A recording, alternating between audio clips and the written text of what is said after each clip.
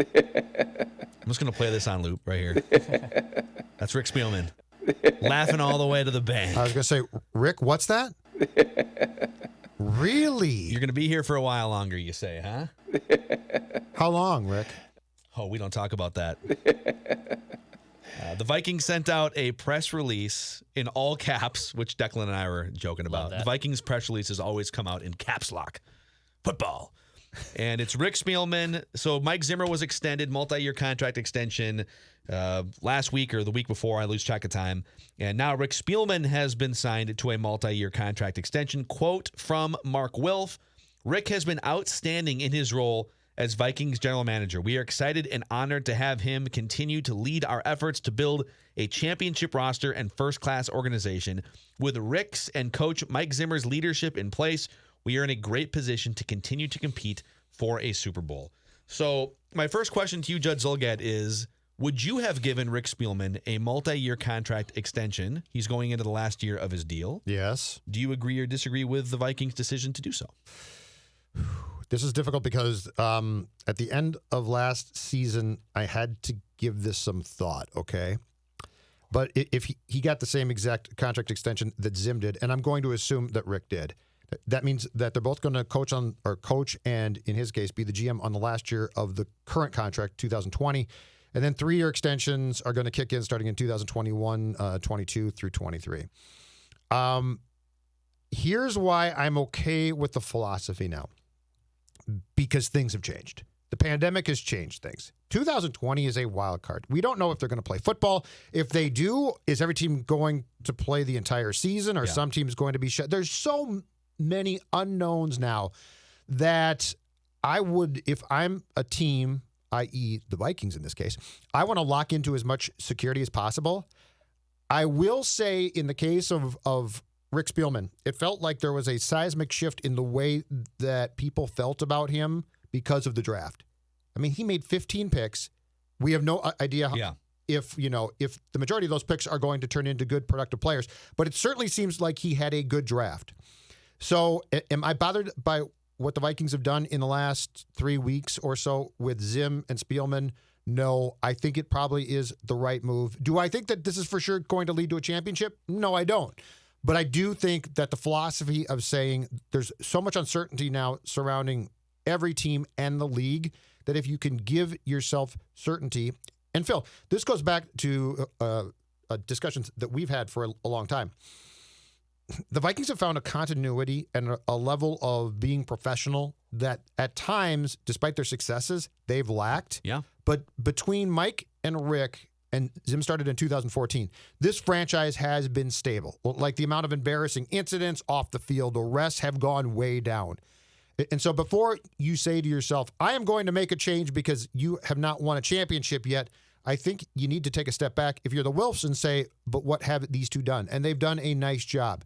So all that being said, I think the contract extensions are probably appropriate, and they are now going to probably give you the final glimpse of, can these guys eventually get to a Super Bowl and potentially win said Super Bowl? You know, I ordinarily, like when I read through team-issued press releases and quotes, it's usually just fluff, and I just don't. I actually agree with everything Mark Wilf said in this quote in the press release. I'll read it one more time. Let's just go through it. Rick has been outstanding in his role as Vikings general manager. Now, some people are going to say, obviously, you're not perfect as a general manager. Christian Ponder is on your resume, and Matt Khalil is on your resume. You could also chalk Matt Khalil in part up to a knee injury. So he hasn't been perfect in his role as general manager, but he has been outstanding, I would say, relative to the rest of the league. If you're just looking for which teams in the NFL the last, let's say, 10 to 12 years, since Rick Spielman really started having influence over drafts and personnel moves, rank franchises based on how competitive their rosters have been. And the Vikings are for sure in the top 10, maybe even knocking on the door of the top 5. Like the Patriots, the Seahawks have had pretty damn good rosters, although I would argue their rosters have eroded. They've been whiffing a lot in the draft in the first couple rounds, and Russell Wilson has been kind of holding things together. Right. But they've got the quarterback, exactly. And the Vikings are kind of the other way, where they've gotten the roster right defensively, and offensive line still has some work to be done. But I would say, like, if outstanding in his role as general manager, to me, I would say yes. Like, he has built borderline top 5 rosters up and down. The next part, we are excited and honored to have him continue to lead our efforts to build a championship caliber roster, first-class organization. And then with Rick and Mike's leadership in place, we are in a great position to continue to compete for a Super Bowl. And I think those things are correct. And if you get to the end point in that sentence and it's, all right, the things you need to compete for a Super Bowl, and let's just go general manager, coach, and quarterback. Mm-hmm. I trust Rick Spielman the next 3 or 4 years more than I trust Kirk Cousins and Mike Zimmer in that equation.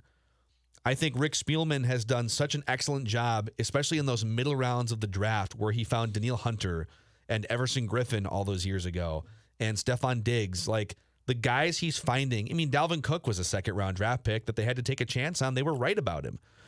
Alex Madison might be their next starting running back in 2 years. They were right on him, too. Yes. So the amount of guys he has found after the first round to build this roster up, I trust him to continue doing that for the most part with the Vikings. He's good at accruing young talent.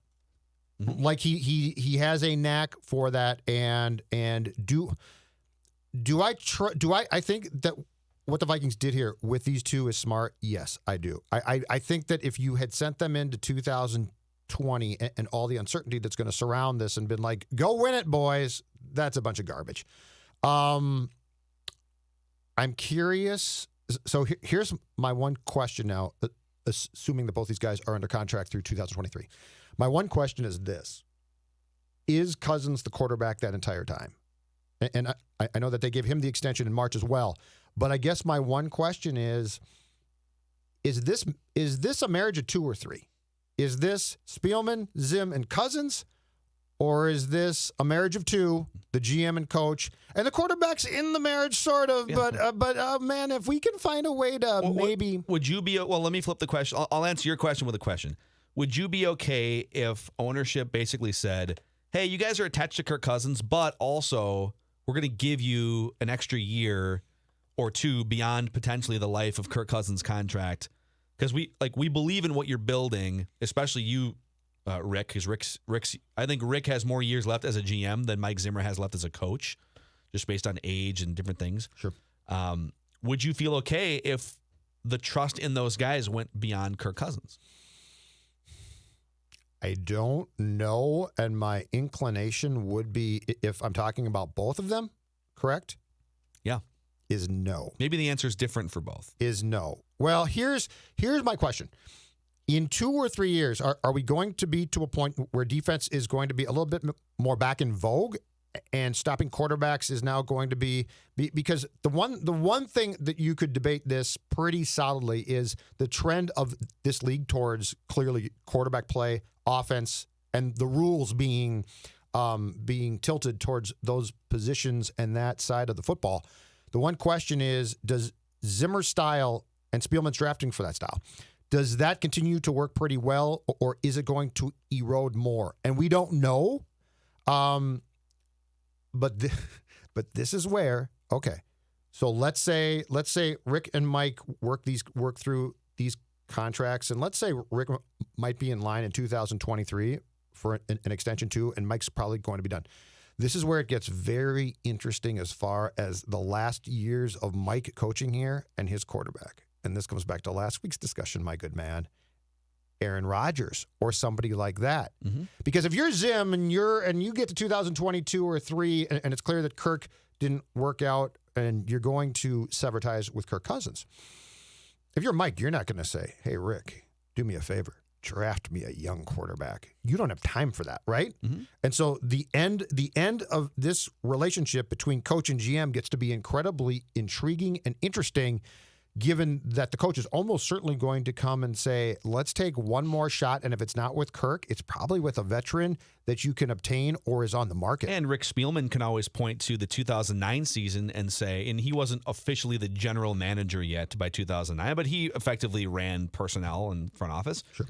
He can say, hey, I know we didn't win a Super Bowl in 2009, but when I build a roster and then the timing is right for us to get one of the dudes at quarterback that matter, look what happens.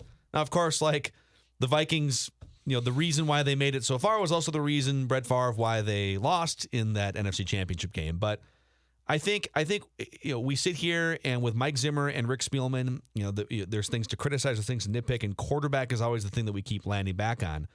And where I am a little bit less hard on Rick Spielman in the quarterback conversation is there's not that many guys that are franchise type guys that are like guys that you would put an entire roster on their back and have them lead you to a Super Bowl. There's not that many guys available, and when there's not a guy available, you have to just sort of figure it out through the draft or free agency, and he's done that. I would flip it around and say, all right, if you were to take some of these Rick Spielman rosters the last 10 years or so, and 2009 is certainly one of them from 11 years ago, how many of these rosters that he has built, if you were to put an Aaron Rodgers on top of it, or a Brett Favre 2009 on top of it, or if, whoever, if Tom Brady were to have chosen the Vikings or something, put that guy on top of it. Or even better, if you were to have been able to draft the Pat Mahomes, if the timing was right, in the years in which it made sense for the Vikings to draft a quarterback, if Pat Mahomes was available for you and put it on top of these rosters, how many Super Bowls would they have the last 10 years? I think the answer is at least a couple. Like if instead of Case Keenum, if they had Pat Mahomes, or if instead of Kirk Cousins, they had Russell Wilson or something. At least one, probably, right? So if part of the thing holding the Vikings back during the Rick Spielman era and Mike Zimmer era is they just haven't had that top 5 or 6 quarterback that everyone is trying to get, how much can you hold that against them? And I think the answer is like not as much as people. Like you can rip him for Ponder, for sure. I don't think you can rip Rick Spielman for Teddy Bridgewater. I don't think you can rip Rick Spielman for at least the initial Kirk Cousins contract. You might be able to rip him for the second Kirk Cousins contract because they at a time of desperation, they signed Kirk Cousins in free agency. Right. Then when it was time to re-up Kirk Cousins or go down some other path or go back to the draft, they then actively decided we're going to stick with like the 11th best guy in the league for and to get $35 cap million. Space back too. Right. That was a cap move in large part. I guess my long-winded point here is if quarterback is the thing that has been holding the Vikings back from winning a Super Bowl, can you really, really hold that against Rick Spielman? Or is it just a supply and demand problem in the NFL and he's just one of the guys dealing with that supply and demand problem? I think the Ponder thing remains a big deal because the ability to identify a young QB at that time. I don't know Rick has that gene. But that being said, this whole conversation also revolves around this. Are you going to improve? If you fire Rick, if you fire Mike, are the Wilfs going to wave a magic wand and keep things stable, keep things good, and keep things going upwards? That's the tough thing here. This is not a mess. This has been, by the way, a mess before. These guys have done a lot of good things. Does Mike's coaching style grate on people? I think it absolutely does. Does Zim have a ton of fans with the team right now inside, front office-wise? I think he's got some, but certainly I don't think the entire staff loves Mike. But that being said, okay, let's say you say to Mike, 2020 is it. It's been nice, or to Rick, to both of them. Are you going to improve your team?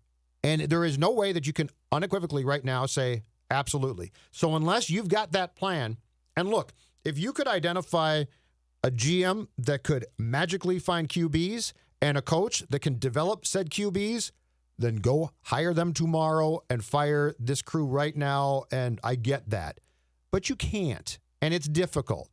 And the only thing that I'm curious about is, as we progress now into 2021-22, is does Mike's style continue to work both off the field and on, or is this thing going to become even more QB offensive centric? Because Mike got this job in 2014, and Mike stepped in, I thought, and did a really good job. And part of that was because while things were shifting towards QBs being incredibly important and offenses too, it hadn't fully gone there now. There's nothing I've seen now that says to me, this is going back to defense. I'm curious about that. But there's a lot more than that to saying, you guys are fired. I'm going to go hire a 36-year-old GM and a 32-year-old coach who knows offense, and they're going to step in and be fantastic. You don't know that. Here's another question for you guys. And actually, I'll throw this to Declan first because let's go around the room with this one. if PJ Fleck were to leave Minnesota and go coach Notre Dame or Michigan or someone, I think we'd all say, whew, it's a rough loss for the Gophers. Holy cow. Like, this dude came in. How are you going to replace PJ Fleck? The guy is just one of the top coaches in college football. If Rick Spielman or Mike Zimmer were to leave the Vikings and go somewhere else, what would the feeling be? Would it be, oof, for each of them separately? Or would it be, whatever, we'll go find somebody else? I'm pretty bullish on Rick Spielman, as you guys kind of laid out. He's hit a lot of good draft picks, and I know everyone looks at the Ponder as like this big black eye over all of it, but I mean, the guy just finds talent all over the draft, and I think he has a better chance of sticking around here longer than Mike Zimmer does. That being said, I also love at what Mike Zimmer has done since he's arrived here in Minnesota. I love that he's changed the culture off the field. He's made the Vikings a legitimate force on defense, which is something I haven't really seen in my lifetime as a Vikings fan. So I like Mike Zimmer a lot, but I can see why eventually that you would move on from Mike Zimmer. And would I be crushed? I don't know if I'd be crushed. I would probably tip my cap and say, you know what, that was a pretty good era of Vikings football, and on to the next one. This is really intriguing. Okay, here, my feeling about Vikings fans. Question. I know. Fantastic question. Ding. My feeling about Vikings fans is this. And these are polar opposite things, but I find them with Vikings fans to be true. They don't have a championship, and they have some terrible, terrible luck as far as losses, okay? But they're spoiled. They're spoiled. So I think if the Wilfs had called Zim and Rick Spielman in and said, "You're fired. You're done," I think a lot of the fan base would have said, "Oh, cool. Okay, we're gonna go get the next Shanahan or McVay, and we're gonna go get a young GM, and this is going to be fantastic, and it's gonna be an offensive team." And they might be wrong, but if Fleck leaves, I think Gopher fans would be fully aware. I think I might be wrong here, but I believe that they would be aware of what walked out the door. I think if Spielman and Zim, when they do leave, or if they had been let go, Vikings fans would say, "Oh, that's fine, good, we'll replace them." The problem with that is you can turn around the next year and it can fall apart. But Vikings fans, it's weird, Phil. They're spoiled. They're spoiled because this team is never really bad, despite the fact that there is a long list of really hard to take seasons and losses in their history. And see, I think if Mike Zimmer Mike Zimmer is definitely a fan favorite. He's got just still is as much. Yeah, I think he's. I mean, not to say that like there's not an urgency to get over the next hump. Like I think that exists, but I think in terms of likability as a coach, he drastically outscores like Brad Childress and maybe even Leslie Frazier. Like Leslie Frazier was a nice guy. Mm-hmm. I think people genuinely connect with Mike Zimmer's salt of the earth personality. The fact that he doesn't really pull punches, sometimes to a fault. He'll just throw guys under the bus. And I think fans have come to love Mike Zimmer, but also love him. But hey, man, you've been here for a while. It's time to take the next step and win a Super Bowl. Right. I think both those things can live under the same roof. I think with Rick Spielman, I actually do think Rick Spielman's underrated and undervalued in some cases here in the Twin Cities, in that if he were to go to if the Cleveland Browns were smart, or if the Bengals or like the Detroit Lions. I'm sorry, who? The Cleveland Browns? I know, I'm just saying. The Detroit Lions, smart? Did you say smart? If any of these bottom-feeding organizations, Washington's another one, the Washington football team, these organizations would be smart to hire Rick Spielman away. Not that they could, but like if they had a chance to just get Rick Spielman, he would change those franchises. I'm not saying that they would win a Super Bowl, but you'd stop being 2-14. Yeah, he accrues young and talent. 4-12. If you're the Washington football team and Rick Spielman's your GM, you would instantly, over the course of 2 or 3 years, develop an actual roster. And then from there, who's your coach? Did you nail the quarterback? Et cetera, et cetera. So if you walked out the door, I would say stability is walking out the door. Spielman, I'm saying. Stability is walking out the door. Mm-hmm. The comfort of knowing that you're going to hit on the Danielle Hunters and the Harrison Smiths, and like you're going to have cornerstone players